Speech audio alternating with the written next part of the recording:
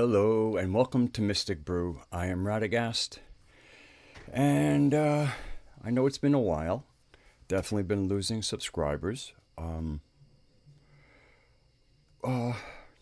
which is what it is.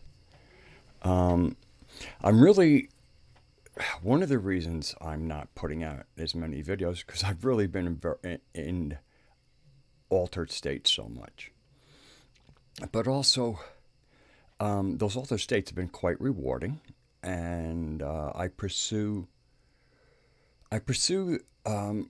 these activities uh, with wisdom, and I've spoken about this a little bit before, but the key word here for me is wisdom. Truth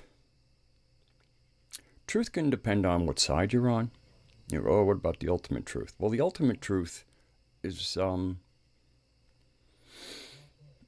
it doesn't have a whole. I mean, there's not a there. I guess the ultimate truth is kind of fairly simplified at the source, and then once source gets going, things get different.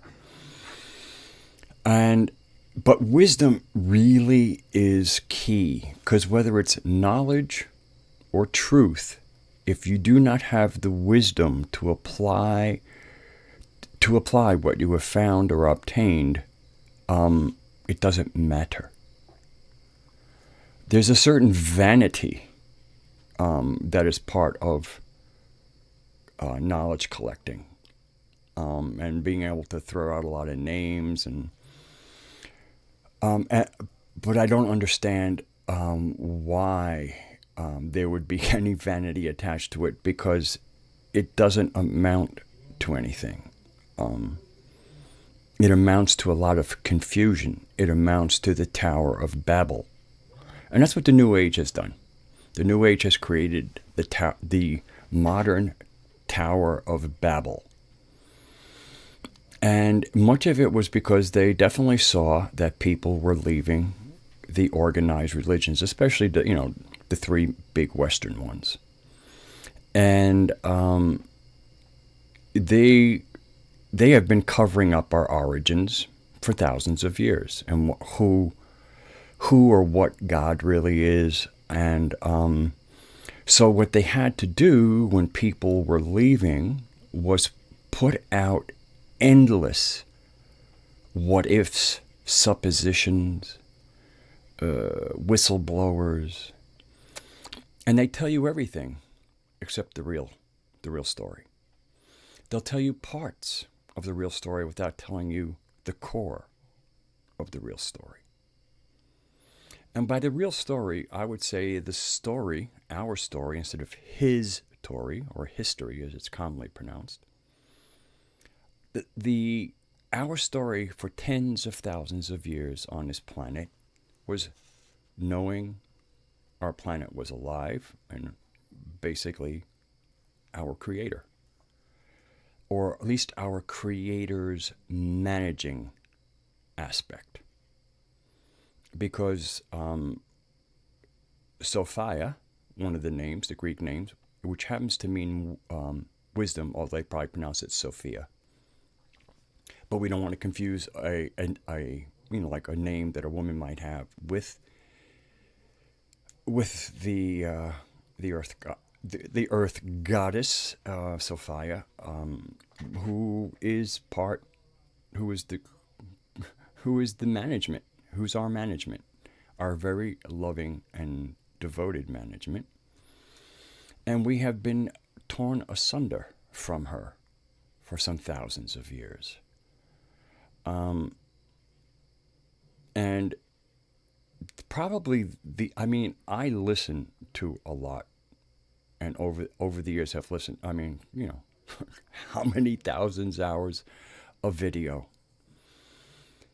and the only person who to me is who's jumping over the noise and bringing us what we knew so that we can reconnect is John Lash and the Sophianic narrative. And he certainly has, a certain following. I don't like the word following because he has people paying attention. But it's relatively small. He's had a YouTube channel up, I guess, since February called The Mandela Effect Decoded, in which he is decoding the Mandela Effect, but he's showing Sophia's causative action in it. And he's also taking the different groupings and what their themes are and putting together a very coherent narrative. And I'm not going to really give that away. I mean, it might leak out, but the thing is, I don't want it to do a disjustice or an injustice by only speaking cursorily of it, because one of the the quick and easy fix, or like, I don't know, give me the Reader's Digest version, means you'll have a Reader's Digest version of reality. And the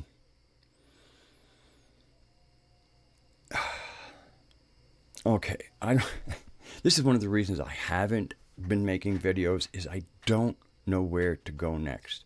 I have more words. I have plenty of words. I have the language skills. It's almost like I don't have the heart to spell it out.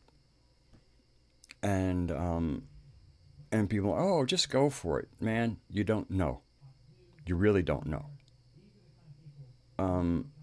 And so I share. I mean, I share what's going on with people that are close to me, people I know can process and come to some kind of understanding of what I'm sharing with them.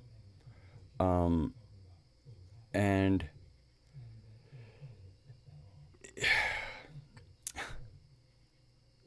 again, anybody who's watched me for a long time knows I'm usually not at a loss for words. It's just I don't know where to go. So let me try and bring it into some temporal alignment.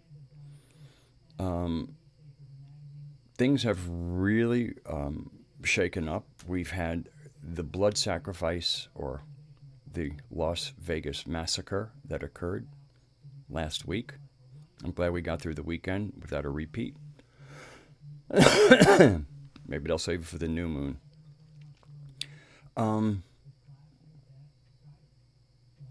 And that, and then and then of course I'm having to hear, again, people are going, oh yeah, this is the Luciferians or Satanists. Again, Lucifer and Satan get conflated.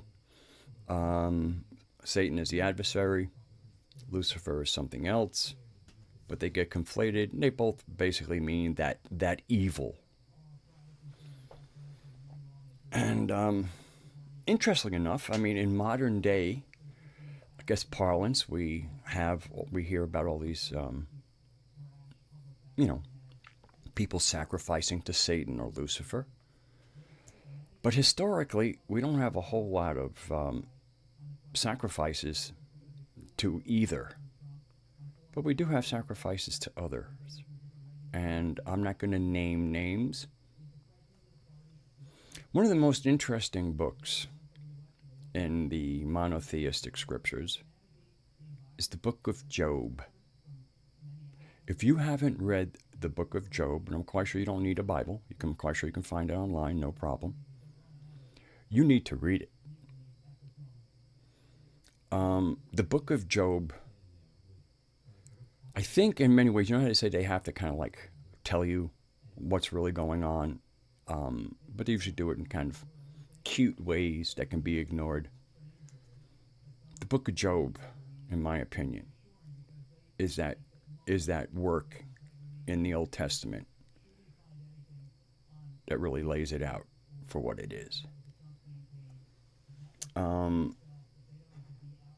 And to me, it was kind of like, in parsing out, I mean, some of what I've gotten has also been part of my meditations and travels and journeys, my ahas, my messages.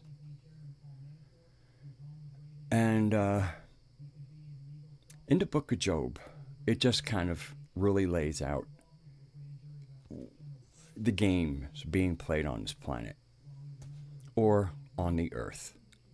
There, it was really interesting. I read something today, and it was apparently somebody who was a flat Earth person, and they were saying that part of the attraction of flat Earth is it gives them a place and a purpose in the cosmos, and that the whole scientific thing of it just being a rock and floating in space and whatever. Okay, I get that, but one of the things that the flat Earth people are not doing is they haven't availed themselves of the Sophianic narrative or what the Gnostics told us. After tens of thousands of years of being on the planet, and the shamans, the shamans and the other very highly advanced people sharing the intel of their journeys to the greater part of our reality. Because we have a natural and we have a supernatural, but the supernatural is only supernatural because of the limits of our sensory organs. In other words, the percentage, the spectrum of light, what we see is, I mean, tiny, tiny. I don't even know if it's 1%. It's tiny. Or maybe it's a few percentage. It's tiny. So that means that much of that we're calling supernatural is simply beyond our sensory perception. A dog whistle is not heard by most people, but it's heard by dogs. So in many ways, you could call a dog whistle supernatural to most people because they can't perceive it.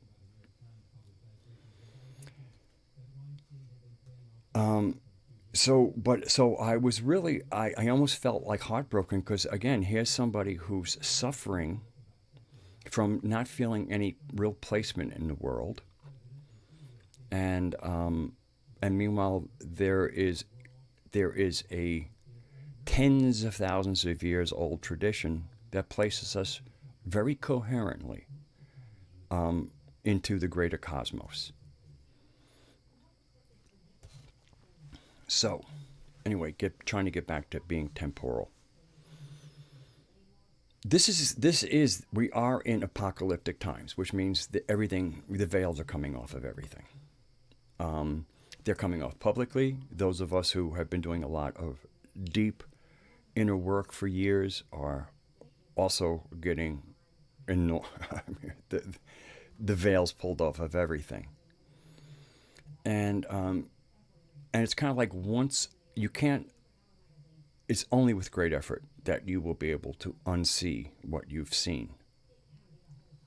And probably to great psychological detriment to try and unsee what you have seen. And basically, once you've seen what you've seen, there is no going back. We're at a new start. Some people, I guess, was it Strauss and Howe wrote a book, The Fourth Turning. There's all kinds of signals everywhere that the old is done, and the new is coming.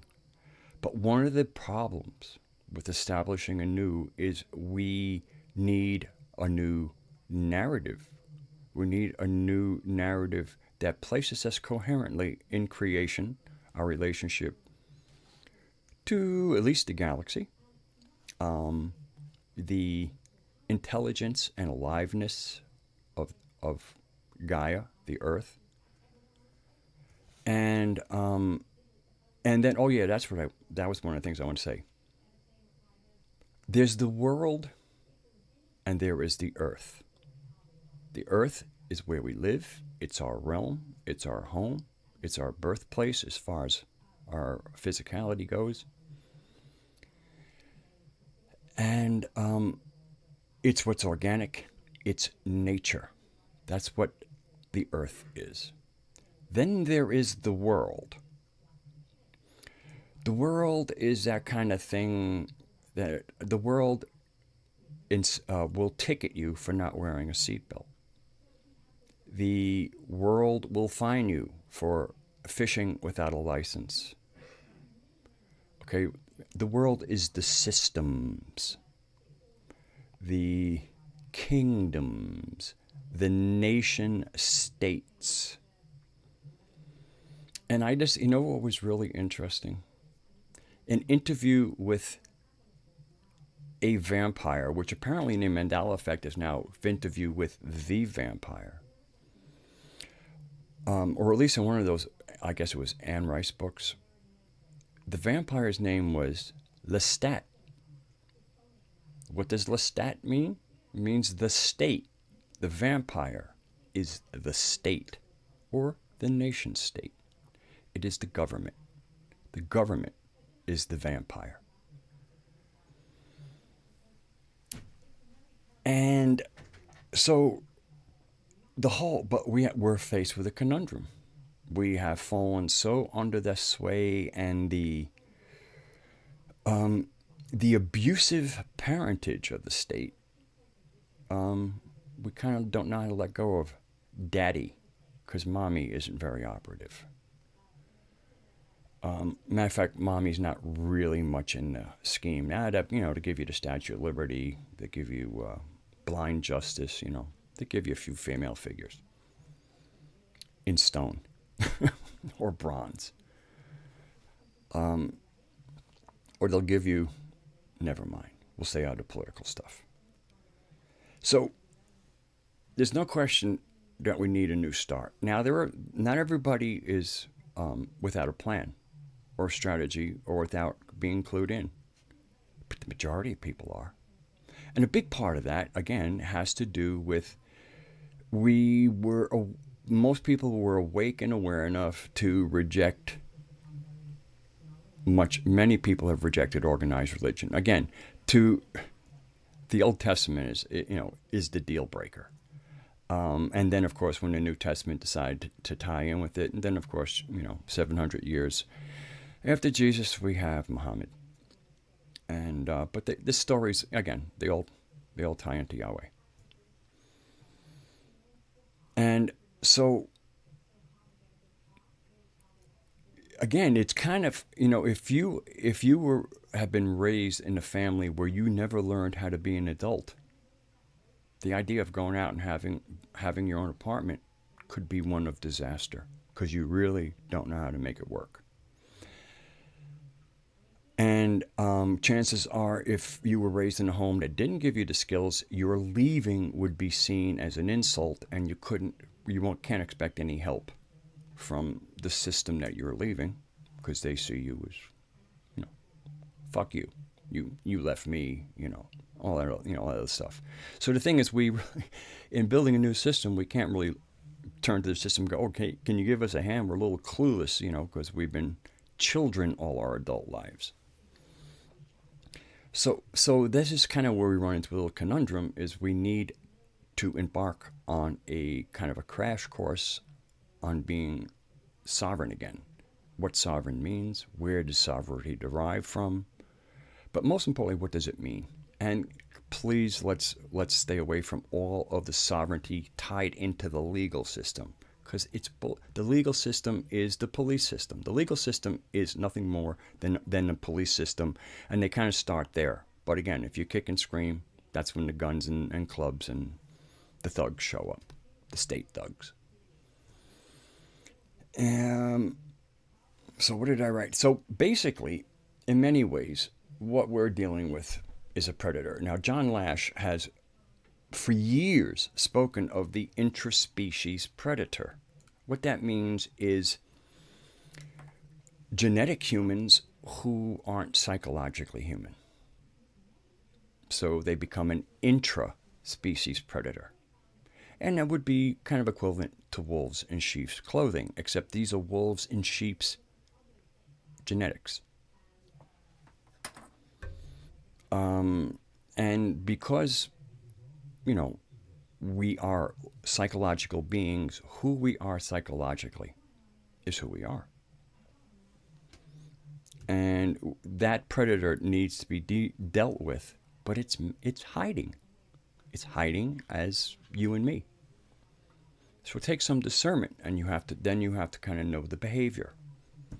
And the behavior becomes really easy when you avail yourself of some of the information out there, and really, John Lash is probably the most coherent and focused, and he's a man. He's a man on a mission. And once you start learning the behaviors and the descriptions that certain groups of humanity have held for thousands, and I'm talking about tens of thousands of years, and we catch the decaying glimpses of this knowledge in the Nag Hammadi texts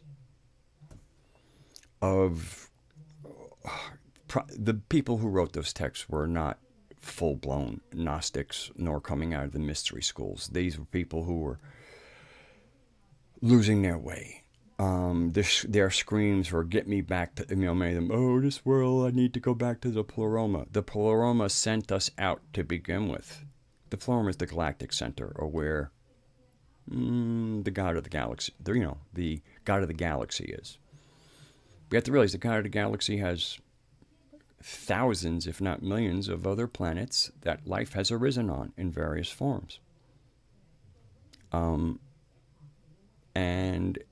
the Gnostics identified what this was as a galactic experiment, which is to seed the galactic arms with life, and according to environmental conditions, because of the nature of this panspermia, and I covered that in my Mimi virus video some time back, life forms arise. And then, of course, with the spark of the prime creator within them, they have that awareness. The difference on Earth is that part of that prime creation, that pleroma, where the aeons and the various emanations, similar to what you might find, the concept-wise of the emanation would be the Sephiroth and the Kabbalah. So these emanations, and one of those emanations, and these emanations come out as qualities, because the creator actually, its place in creation is through its emanations. I don't want to get too existential here, but the prime creator is unknowable, and it is knowable through its emanations. Now, the one emanation in which the terminology would be aeon, A-E-O-N, one of those emanations or aeons was Sophia, which means wisdom. And she, according to the Gnostic intel, and if you, syzygy is a word, S-Y-Z-Y-G-Y.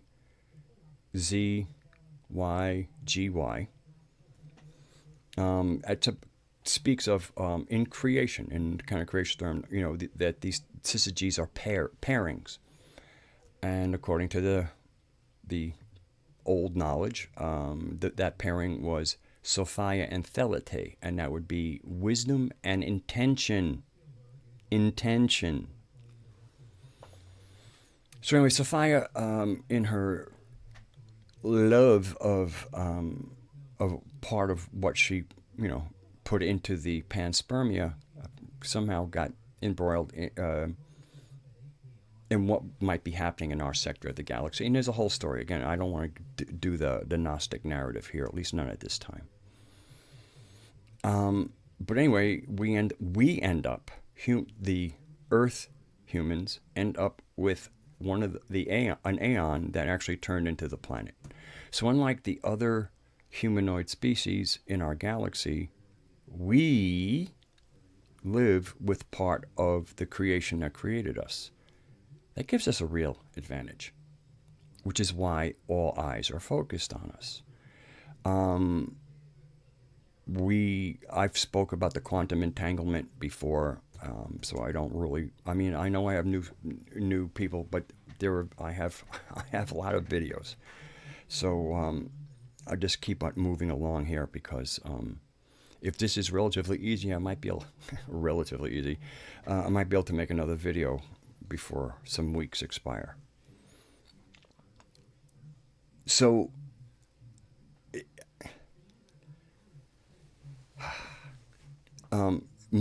you might have heard of the Archons. There's only one person on the web that I've heard explain the Archons correctly, besides myself, but I go into depth, and that's John Lash. You hear that I think almost everybody's heard the word Archon, and all you get is supposition and people who've picked up on the term. And that's what I hate about the New Age, is that people pick up terminology and lift it like a flower out of a field, and there's no context. And this lack of context, there's no grounding in it. It's just fluff. So unless you know what the archons are, it's hard to kind of, and their cosmic reality, or at least our solar system reality, because they're a big part of the solar system. They're a big part of the planets, and why astrology is, why astrology has effects on humanity. It's really quite a story, and John Lash has been telling it for years. And but he's a teacher. He's not an entertainer. And he's going to give you the hard dope, and or the good stuff. And you just seems most people want to play. Okay, most people just want to goof off and silly time and whatever, and that's kind of okay. I've heard somebody was saying it really quite eloquently somewhere last night, where we're just going to have to allow, like, in other words, those who are still want to search, have to honor them. But all I can ask is for those who, in other words, I think that in certain ways, those who get it need to start working together. Honor the people who don't want to work with us, because that's their process. And all we ask is that those who don't want to do any work, just honor those of us who have decided to get with the program. That's one of the things I've really enjoyed, working with Raksha Moose. And we'll be doing another Mystic and Moose this Friday. And something that's I should probably talk about this other thing. But that I'm going to just leave it where it's kind of coming here with there's you can't move backwards. So those of us who are moving forward are just going to have to find each other and keep on moving forward. And those who still feel that they need more knowledge and not wisdom, I honor your process. I just don't have room for you on the team right now. Or I shouldn't say we. That's the other thing, is a part of this new thing is where you and me, I mean, again, in personal life, it has an applicability. But when you're speaking to people, it is us, it's we. I can acknowledge groups of ourselves are doing different things. But it's not us and them. I won't go there. Occasionally it might leak into my language, and I usually catch it and I will fix it. And enough, once you repair something enough, usually the repair holds. Okay, so what was I going to go? Oh, yes. Okay, so what am I going to do? There's something I think I've mentioned, and I'm calling it the campfire. And the campfire is going to be a meeting that I'm going to have, and it won't be a hangout. It won't be a public meeting. We might be able to, with participants' agreement, we might be able to put out parts of it in an edited version. But the most important thing isn't for this to be so much for public consumption. This is participatory. The campfire is a participatory event, and not a spectator event. Because we need doers. A round of applause is not required. And that's the other thing. Once you start getting into purpose and out of ego, pats on the back, taps on the head, applause, and all the rest of that stuff. I mean, it's not that it can't, it's appreciated, but man, it is really unimportant. Really unimportant. So that's one of the reasons why I'm moving forward to something that's participatory and not a spectator endeavor. And so what I'm going to do is I'm going to be having meetings, be using Zoom software, and I will invite people. My email is modwiz125@gmail.com. As you'll learn more about this. It's going to be either, I don't know if it can be quite on the new moon because that's a Raksha Moose live stream night. That's the 19th, but it could be after, but who knows? But it's going to be shortly after the new moon because this we want to start this on a growth cycle and hope that it grows. And it's about creating sacred space. The campfire is about creating sacred space, and it's about the visual of a campfire where we gather around there and we realize we're in sacred space and that we're there to share, support each other, and hear each other. Not simply listen, but to hear people. And to share, and a big part of how people got on the same page is you start sharing your dreams, visions, and thoughts with each other, and you realize that you're kind of going to the same place, but like anybody traveling somewhere, your perceptions are caught by certain details. So like again, we I don't know where I got the word again. We could go to the same park. There's all kinds of things and statues and trees and a lake and a bridge and a gazebo and everything else. And there were certain things that'll catch our eyes. And so if we come back from the exact same field trip and say, what did you see? There will be overlap, but there are also going to be unique things. And that allows for the other people to go, oh yeah, I kind of noticed that, but it didn't really, thank you for bringing it up now. And the other, oh yeah, I didn't notice that. And that's the kind of sharing that gets done. But this is but what we're doing is we're pulling things out of the, one word is the noosphere, out of the fourth dimension, if you want to call it, out of the astral world, but also from, there are also inner worlds. There are different maps to the non-physical reality. And we can discuss maps. So anyway, this is meant to be a really deep dive into our shared reality, and especially the shared unphysical reality, and start bringing that together, because that's what people had in common. Actually, the great strength of the monotheisms is they come from us. They come from the same creation story. Their creation story is their creation story. It's not the Gnostic creation story, but it's theirs. And they have one. Where you get into the New Age, what is the New Age creation story? Oh, there's probably 10,000 of them. That's fucking disaster. That is a disaster. That is, and it's perfect for the old guard, for the people who have run this world on the earth for thousands of years. I wouldn't quite say tens of thousands of years, maybe not even 10,000 of years. It looks like there was somebody, some groups here and there, but I'm talking about the planet. So what am I doing here? I got 33 minutes. I just kind of close up. I know I shared this before. There's,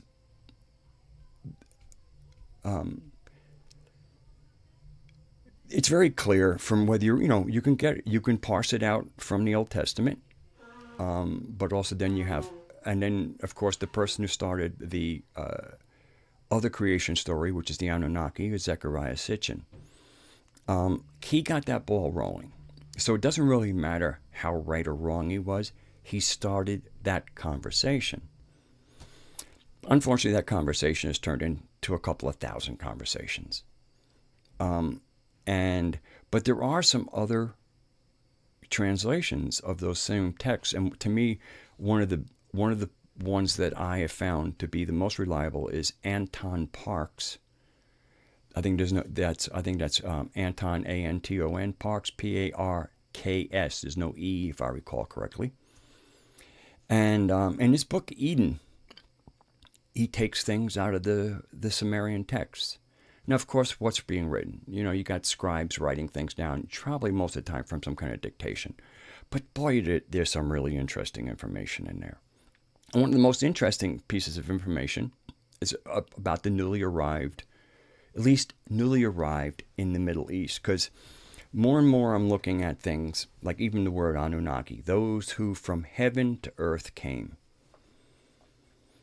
So I hope you know what a Vimana is. If you don't, a Vimana is one of the kind of flying sorcery type things, but they took different shapes. But they were anti-gravity, and the Vedas actually explains the science counter rotating fields of Mercury. Although they're going in separate, one's like clockwise, one's counterclockwise, and they're kind of timed differently. There's different, like one is rotating faster than the other. Be interesting. It was tied into some of the proportions of the Tzolk'in. That's the Mayan calendar, by the way. But anyway, so it's pretty clear that they had flying machines. Now, when I look at some of the pictures of Vimanas, that they have, I guess from Indian texts or the Vedas. Although they're all, as the Puranas, let me leave it at the texts from India, the ancient texts of India.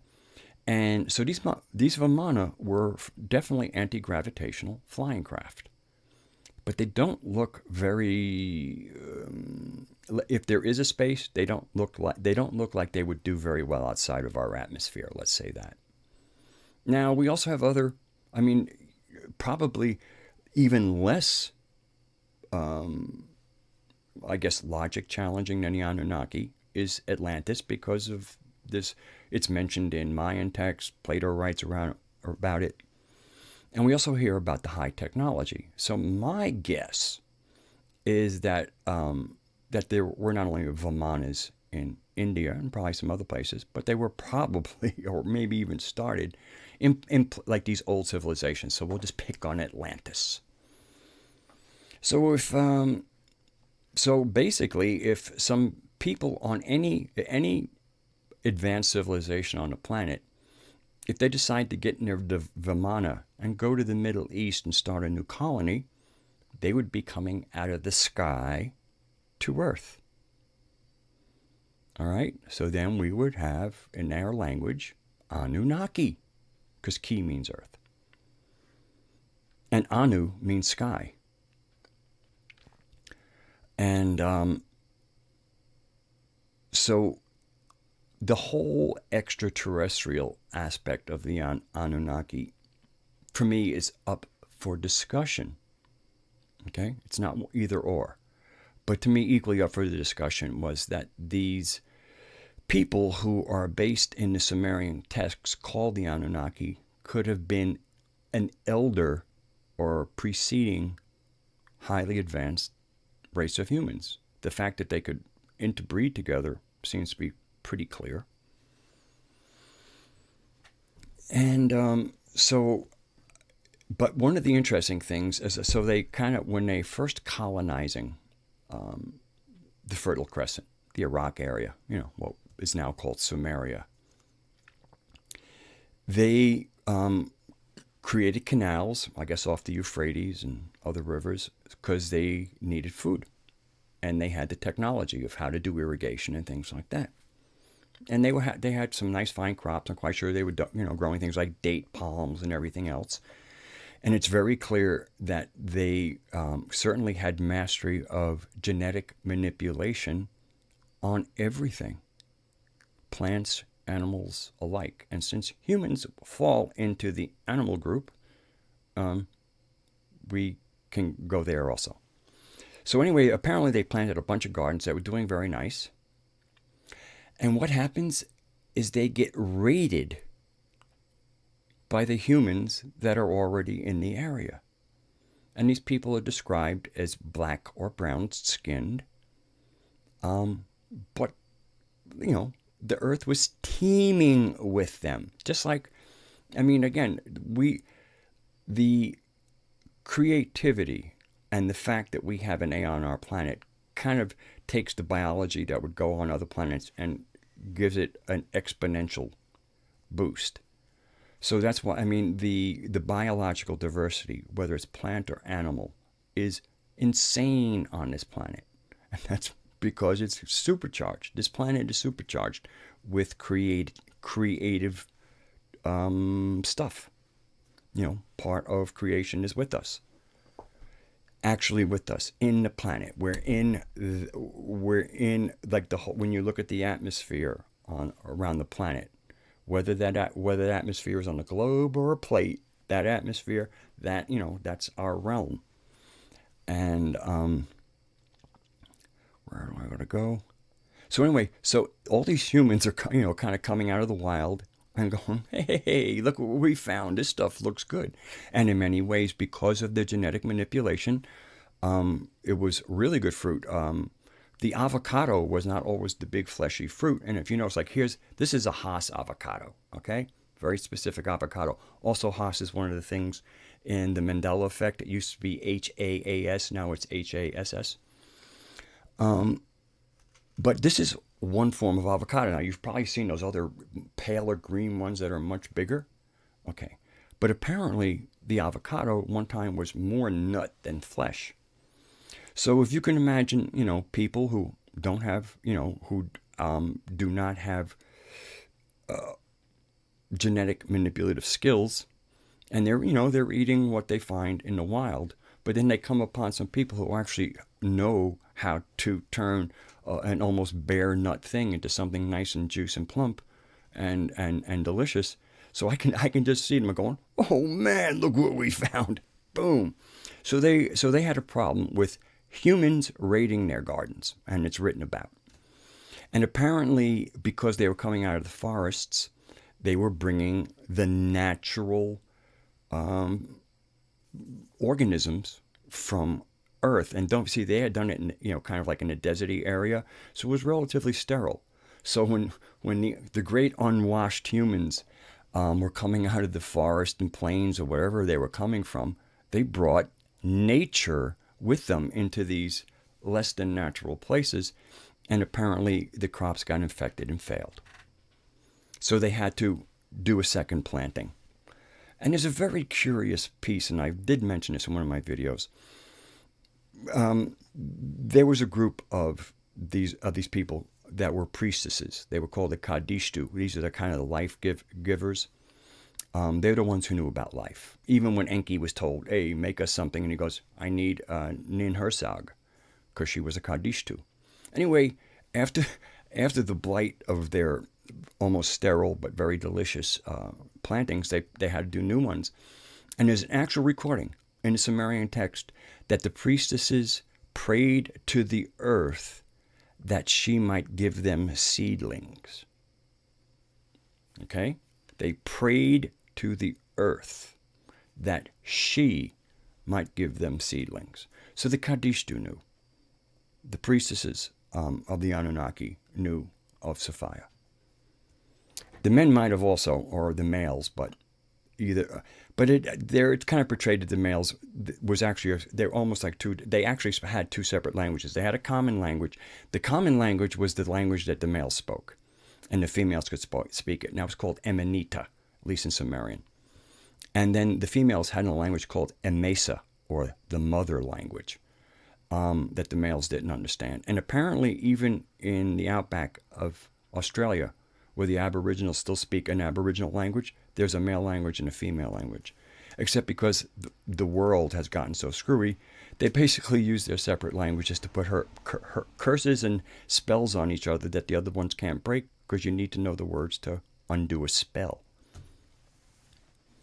So there are really other sources, and Anton Parks undertook a serious study. Plus, as he does his studies, what happens? He goes into something like Jung did, where he actually has access to another world, where he actually wakes up in these things, and he's actually having first-hand observations of things he will then later encounter in a text and translate. So it's pretty rich stuff. Anton Parks.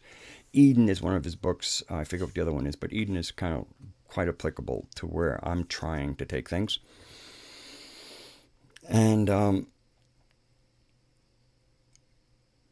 where do I take this? So again, we're dealing with a lot of information coming out of the past, and a lot of it is really the interesting thing is, once you kind of know what's being covered up, it's easy to see glimpses. because the blanket that's thrown over the cave, it gets little holes, and you see it. You see it. So that day, that kind of instance where the Kadishtu prayed to the earth and asked her to please help them, give them something, or a little glimpse of that. At least the priestesses knew that there was an intelligence in the earth, and she was the giver of all things on this planet. All things. At least, again, the spark of life does come from the original. So in many ways, even though, God, I mean, if I could just say this out straight, but I don't want to be outrageous and I don't want to piss people off, and who knows, maybe I'm doing it wrong. But if I were to say it easiest, although our God is Sophia, but we have the same Father. And when we go to the Father, the whole thing is like, propator is another word for the originator. And in a lot of ways, because of the action of emanating. You have to realize, emanation isn't like giving birth. Emanation is emanating. So again, it's an active stance. So that activeness from what would ordinarily be genderless, that activity is very male. So this issuing forth, this pushing out of self, is an active principle. So it fits that they would kind of call that male or father. So everything, at least in this galaxy, originates in the galactic center, and then when you realize there are other galaxies with their own galactic centers, you realize that there's another even bigger thing above that, which is why at the beginning of the Tao, it says, or the Tao Te Ching, it says the real Tao is unknowable.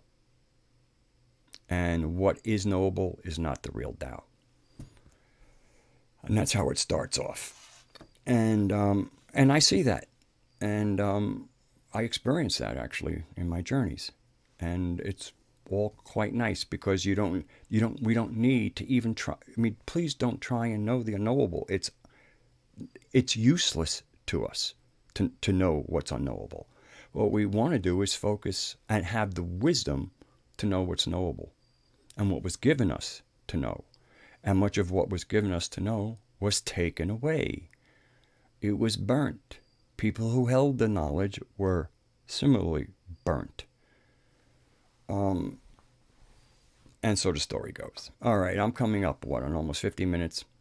So I'm glad I managed to struggle through a rough beginning. The main thing I wanted to do was just kind of also just put out that Moose and I and a few other people will kind of like be what we're calling the fire keepers. Calling to the fire. And we'll help set the tone. We're going to do, this will be a very organized thing. We're going to do something from Native American, at least, something that we know is from Native American tradition, might be from other traditions, is a talking stick. So somebody will set it up, and then this talking stick will go around, and people can share as they want, and then it can be an open forum, and there is a way of raising hands. We can really do something really good. But really, this is about participating and sharing, and getting to know each other, because we use this word community, and again, we're a community largely of avatars and usernames. That is not a community. If I were to sit next to you on a bus and I don't know you, you're not in my community. And that's what we're trying to break through. This whole fact that, we need to do something better, but can I stay anonymous? No, you can't. At least not in a participatory. You can, as a spectator, you can certainly maintain anonymity, but as a participant, I don't even see how that works.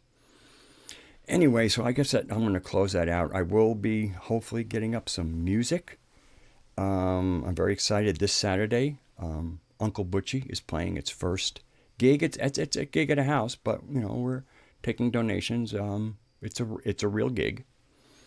And I'm very excited about that. Hopefully, we can get some recordings. There's a little, I've done some talking to the sound guy. Oh, I'm not sure. We'll see. I'll bring my equipment. Hopefully, get something out of it. I am very excited. I am very excited about all the music because it's just so spirit feeding.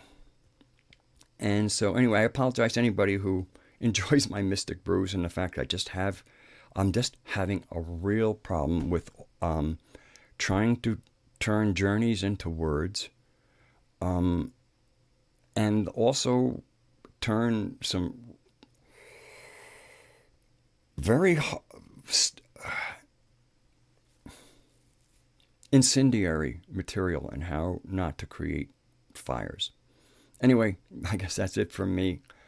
Hopefully, this had some coherence to it, and I send out my love to everybody, and I suggest everybody else stay in that loving place. Let's keep moving forward. Stay sane or half sane, and I'll see you next time.